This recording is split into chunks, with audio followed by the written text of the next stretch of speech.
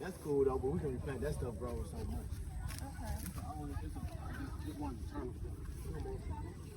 This is by itself, so it's actually bigger than the rest of them. That's what that is, mustard internal. Okay. It's just some of it wild, some of it we planted, but it seems like they compare with each other. The wild will come in with whatever you plant. Them some old tomatoes. Them come out of our compost. Them like Roma tomatoes. All them back there on the back end. This is our cabbage display. We actually gonna do some cabbage. We're gonna do it better than that, but it's just like we just trying to. The purple cabbage we had, it didn't get but not as big as a fish. And we was like, hey, let's try green one. So we'll have a mixture by this time next time. Try some corn and see. Put 20 in here, 12, 20 and 12. I can't remember. I think about 20. Probably about 12, and then we got 2. So we see this a strong end, this a bigger one. But they both produce 2 ears. We're not really worried about eating them, but we know what it got. I'm sure it's sweet enough, but I get chance out of it. Yeah, silk. I don't want to get you wrong on that one, but I heard I have, but it's before it gets to this stage. When it's syrupy, you can take the syrup. The ants know, because they come up this, they take it off of this, but it's some type of syrup sweetness. Like agave, it's like that. It comes from a plant like that. So that's why they can say it's organic, it's natural. Because it gives off sap. It's like a tree sap. But this is parsley, marigold. Marigold trying to keep up with the tomato plant for some reason. Around here where I planted marigolds with tomato plant, they're trying to beat the tomato plant up some kind of way. They're trying to make sure they get bigger. But that's a companion plant. It washes off certain insects and gives something to that tomato. Just like basil. You want to plant basil, we didn't. I don't know how we missed the basil planting with the tomatoes, but that's what we usually do. Sweet basil, it's green. Yeah, it's real sweet. That's what we usually. We had so much last year, but we just missed it this year. We got the purple back there. And it's our worm buddies to have that. But see, think about that. I probably won't even compost it. I might leave that there because that'll stop them from going up the tree. I mean, you gotta sacrifice something to live in. You know what I'm saying? Something must die for something to live. So we respect the earth. You respect the earth, and you get the results. You really not. You're looking for good results, but you get more than that. So you just look for the good results. And as you can see, they putting out 3 and 4s on each arm. You know, some of them pretty much a little younger, but. So what makes a green tomato? Oh, you got the brown. That's just. This pea, you can tell. Tell them how sweet that pea is.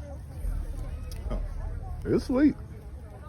I'm talking about sweet. Sugary sweet. Make you want to get some more. Mm-hmm. And that's snow pea. We looking to do some more of those, like on a large scale. We had some on. Yeah, you can just pop that hood and go to lunch, dinner. But yeah, that's good. That's what we trying to do, like watermelons and stuff. I mean, I don't know people who eat it, but I'm just saying it's not the natural thing. You know what I mean? Because everything has seed. We come from seed. You must know that much. You know, so it's just like if you don't have seeds, just questions like, is it really that good? Is it sweet? Because most of the stuff don't be sweet. I get big old strawberry like that. I be like, oh no. Whole tray gone. I'm like, don't buy me. I'm sorry. I'm not trying to be disrespectful, but don't waste your money on these big, pretty looking things. Yeah. I'm good. What you want to put a lot of chocolate something on it? This supposed to be already sweet. I appreciate it. I got one. How you doing?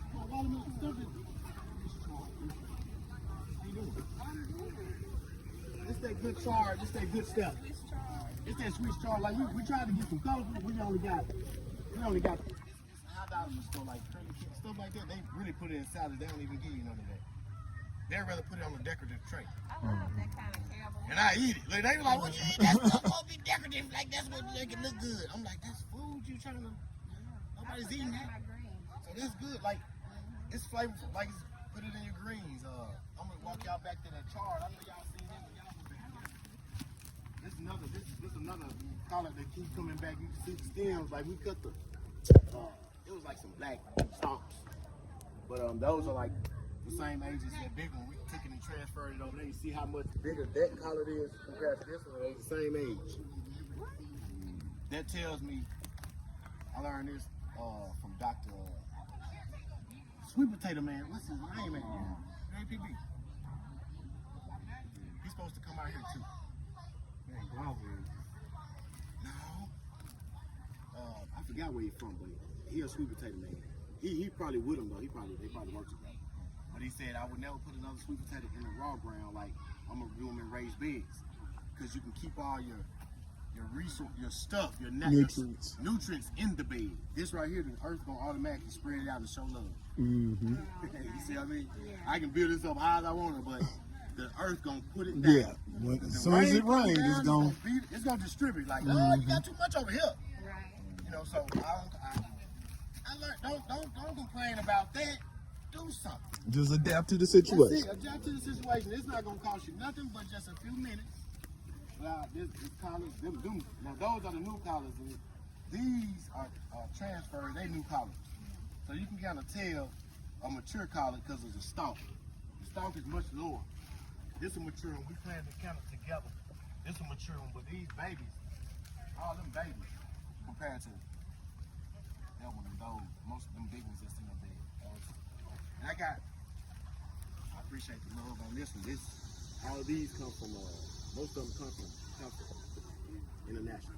Okay. They gave me a lot of little plants that they were starving. You know, they didn't have a chance to transplant them. And there was the season was coming to the club. They had to do some stuff and move some stuff and clean up. They was gonna throw some stuff away. Had about 50 collar plants. So I think I got about at least 35 to 40 good ones that lasted that long. You know, so that was a blessing. You go a little garden. I put the range that I put together some donated materials. Nothing really but pallets. This is some pallet work I did. I'm kind of like I don't know. I mean, I'm a constructor over here a little bit. You know, I didn't go to school for it or nothing like that. It's just that's what we do. We learn as we go.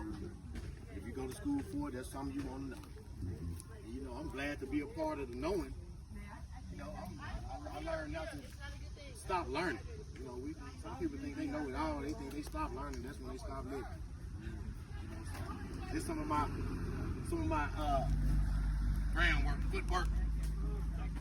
This is another bed. This is carrots under there.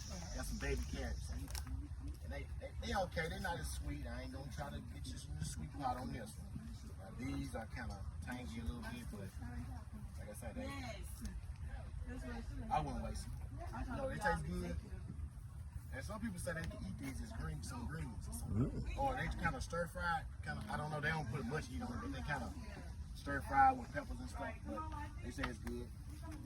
I have it. But this butter crunch, this is what you see in the store to be high in Walmart. Yeah, butter crunch taste. Yeah, Right, it got kind of a butter taste. It's all gone when you go to places to get it. Yeah, you got to pretty much grow it yourself. Right. It's in winter seed, so it's kind of bitter. It's not too sweet. But now, yeah, we tried it. It's real good on the sandwich. It's yeah, real good. And the leaves are real tender and butter crunch. But they real tender and it's easy to grow. Like It's got like a buttery taste. So we won't burn up. This some more. This got it on the sandwich. Yeah. It's all flower bed, flowers that we propagated these from in the weeds just off of property or something. I don't know. These started growing. Now they're huge, so most of them we just find. Like somebody gave me those plants, and they were smaller than a little pot. I separated them into 3, and now I got 3 bushes. So I didn't know I was gonna grow. But when I say air and space, and you don't know what you're gonna use. That's we got 3 evergreen reds and some sweet Alyssa. Something right there. And I think you can use that too. I'm not sure, but brother, we know more about that. This collar is these collars are like 3 years old. They keep coming back. That's why it's so much bigger than those collars, which are least one half of it. Lady was telling us, if you plant them too close, you say, yes, ma'am. That's all I can say. But I'm like, we're gonna let the bed show you what it's gonna do. Like, cause when I look under there, I can see sunlight. I know that's all it needs, just to be aerated, get some air in there. You can plant them, just respect the airspace. Not about the plant space, about airspace. We all need air. You know what I mean? So you don't say that to the farmers that's planting peas and corn right like that. They tell you don't space at least the corn at 1 foot. They got it right there, half a foot, and it's taller than a bit. You know what I mean? So you just respect the air, but they got that road so clean. That's for the air. You know, so I mean, I ain't gonna argue with you guys. You know, that's my thing. I ain't gonna argue about it. Just everybody grow how they grow. I just want to know what I know. It's like an experimental garden bed. We just made it probably last year, and we're just trying to see. Putting peas in any bed creates nitrogen. Everybody wants the nitrons. That means a boost. Whatever you put in here next, It's going to really grow. Got the boost in there. So when I say till, but we know till. When I stick the forks in there, raise it and flip it like compost, and plant on top, I already have my nitrogen. I don't need to go buy nothing. I don't till it enough. They don't have one. Here you go. They don't have one. Like, we're not going to use it though. So I'm not sure about the names because I'm not doing a lot of names, but I know it's the darker one is another. It's probably a different type than the curly, than the more. So I'm thinking from the looks of what I see, it's 3 different kinds. It's this kind, you see how it look like a mustard or something, like a. Yeah. And then you have a smoother leaf, and then you have a darker. Like the Swiss chard. Chard leaf. So those are probably 3 different types of chard, which we have sweet alyssum plant in between, which is a companion plant, and then we have some onion. You got big onions in there. Big onions in there. Big onions. Nice onions. Sweet alyssum.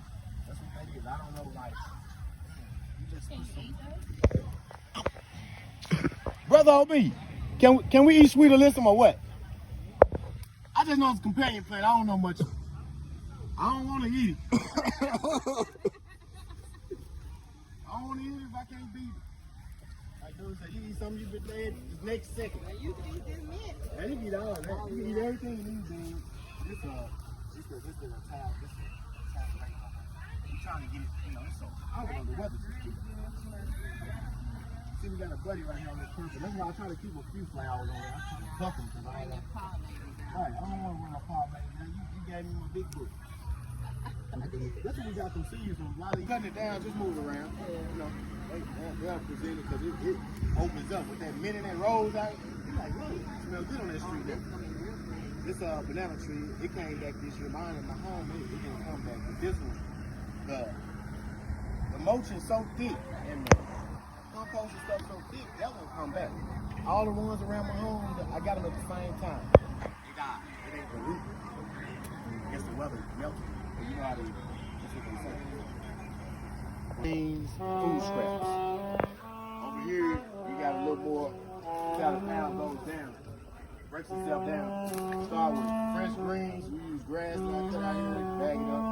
Transport it. Put a bag of leaves, dry leaves down, and put your green on top. And when the food scraps come in, we kind of make a circle, a hole in the middle, and put the food scraps in. And you can feel the heat, worms. You got everything coming out, so you know life in it. So we transfer it out there. We just added worms, nutrients. We put the family together. See what I mean? So no problem with that. But we just trying to make sure we get this up to par.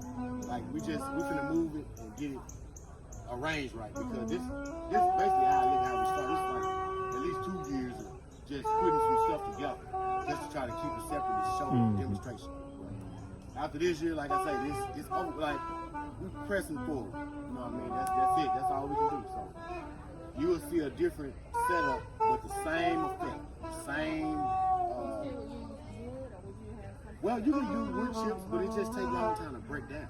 Like, but if you're gonna use some, I suggest you use pine leaves, regular leaves. You can pick them up anywhere. Pick them up.